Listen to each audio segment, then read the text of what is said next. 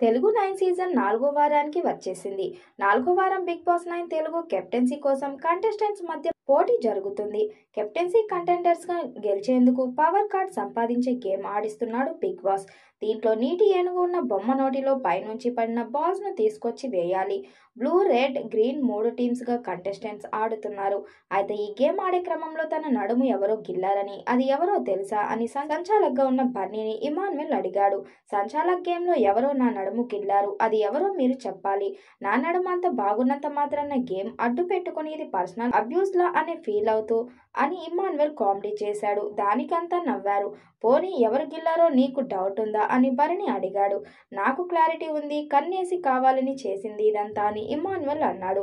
Proof ఉందా నీ దగ్గర నేను నీ నడుము గిల్లానని అని సీరియల్ బ్యూటీ తనుజ కూడా అంది. నాగార్జున సార్ని అడుగుతా, సార్ ఒక్కరినైనా చూపించండి నా నడుము గిల్లిన వాళ్ళని అని ఇమాన్యుయల్ అన్నాడు.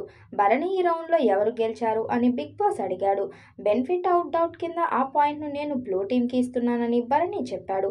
దీన్ని కాన్ఫిడెంట్ చేసి విన్నర్స్ను చెప్పారు అని ఇమాన్యుయల్ అడిగాడు. శ్రీజ చేతిలో 15-20% బాల్ హోల్స్లో ఉంది అని భరణి వివరణ ఇచ్చే ప్రయత్నం చేశాడు.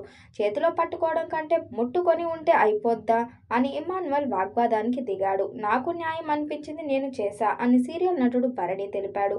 అక్కడ నుండి పట్టుకుని వస్తే లేనది ఇక్కడ కేవలం పట్టుంటే ఎలా అవుతుంది అని ఇమాన్యుయల్ తన ఆవేదన చెప్పాడు.